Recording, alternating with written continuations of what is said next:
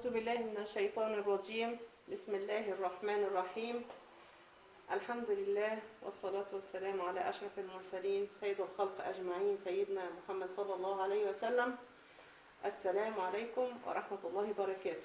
Dear sisters, today we will be talking about ضمائر النصب المنفصلة, separated object pronouns.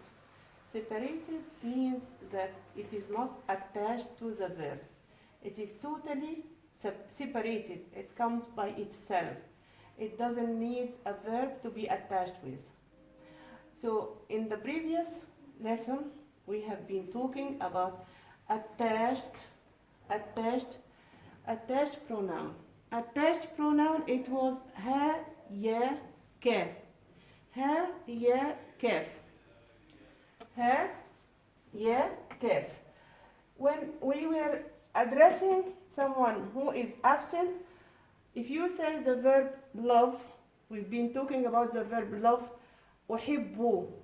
When you talk about someone who is absent, you say أحبه for one person, أحبها female, one person, أحبهما, أحبهم, أحبهن. This is for absent attached pronoun with the verb.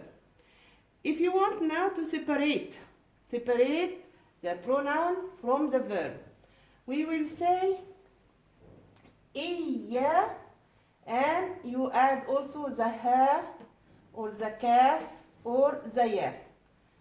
Ha, ya, kaf. So that means when you start reading the Fatiha, you say إياك نعبد وإياك نستعين. What does إياك mean? إياك is a pronoun. Is a pronoun. Object pronoun, separated object pronoun. إياك is a separated object pronoun. It means نعبد. The na is for نحن.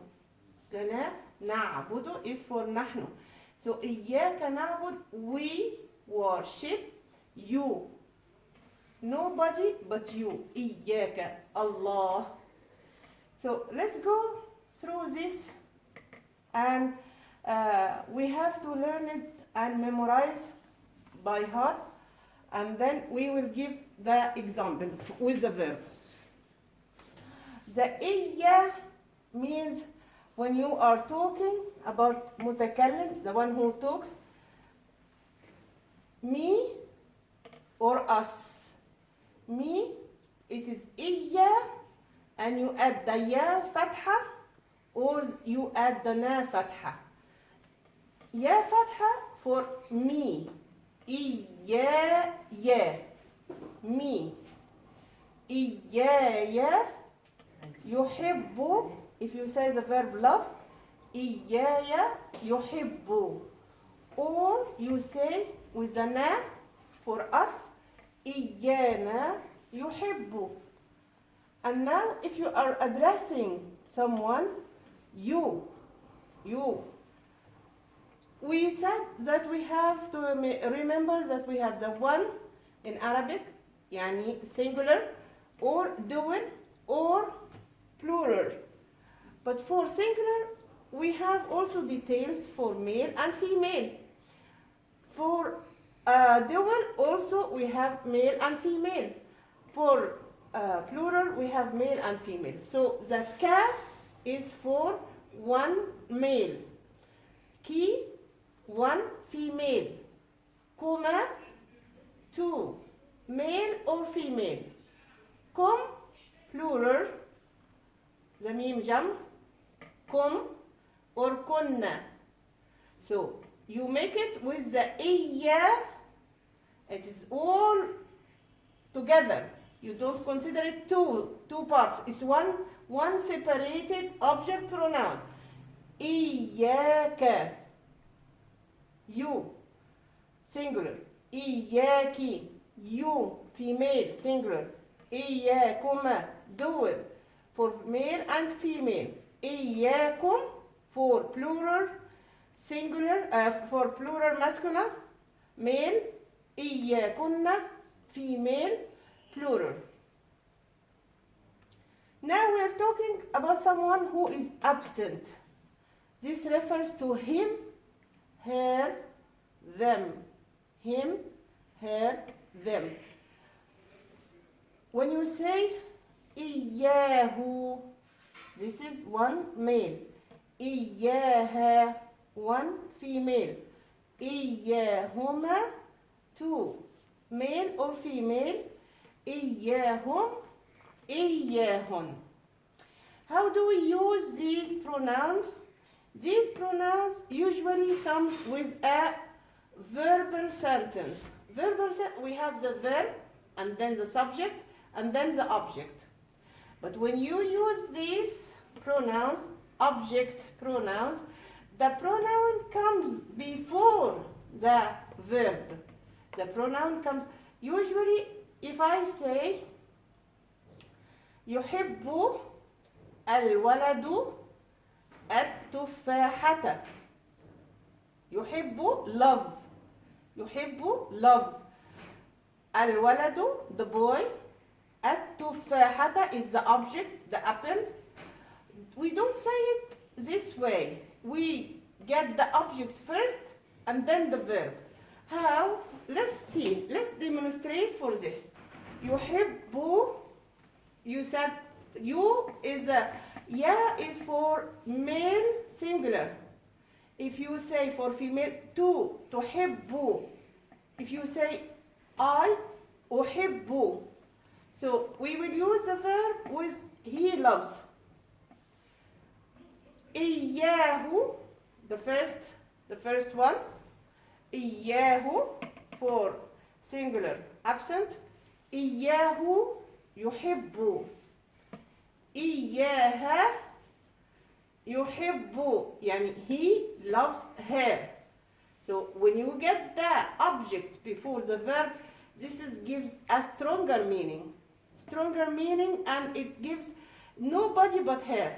إياها يحب.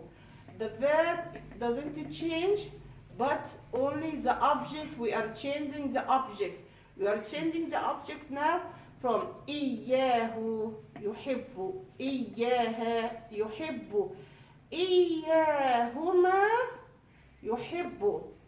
Notice that we are talking about the object. We do not change the verb and we do not change the subject. We are only changing the object.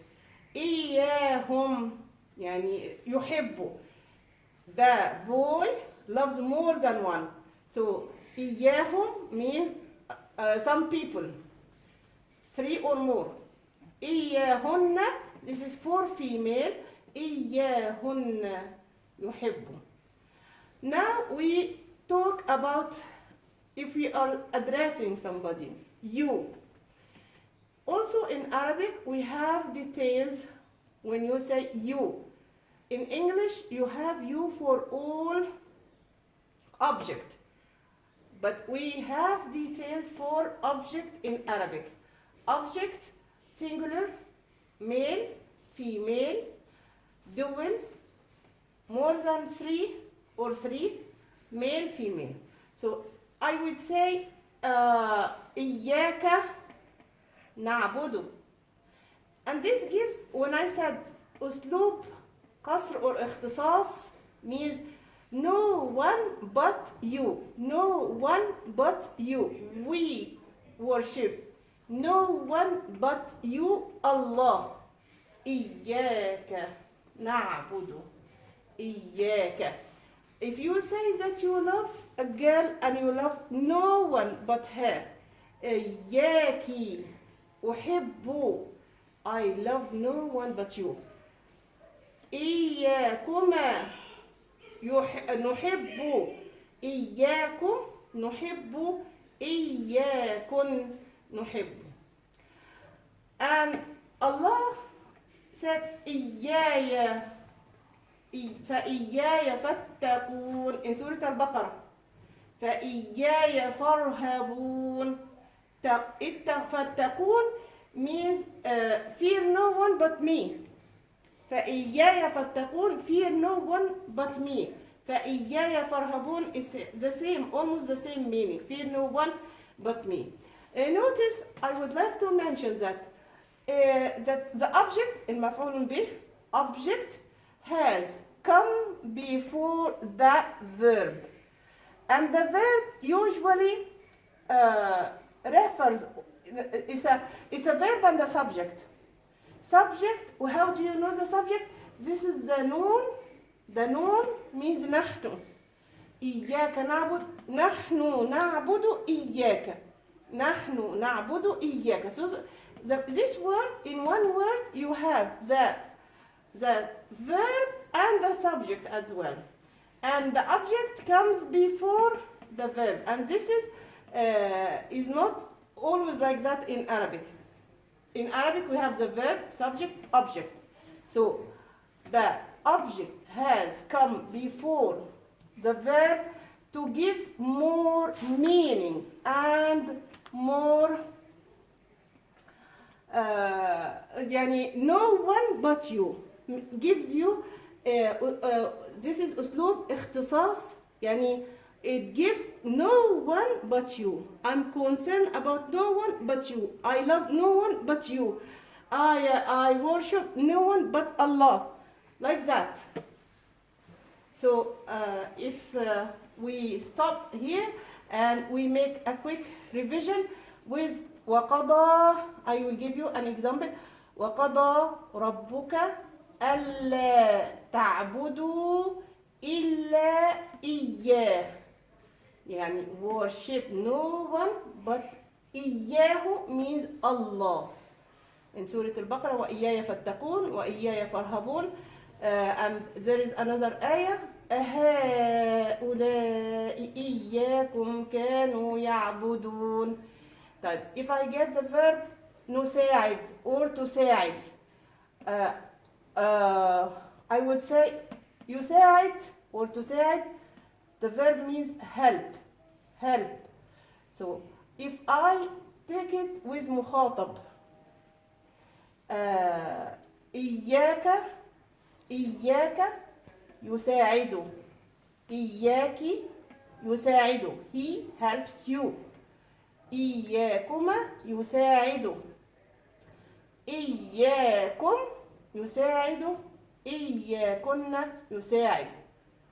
If I take another verb like ضرب, ضرب, hit, hit the teacher.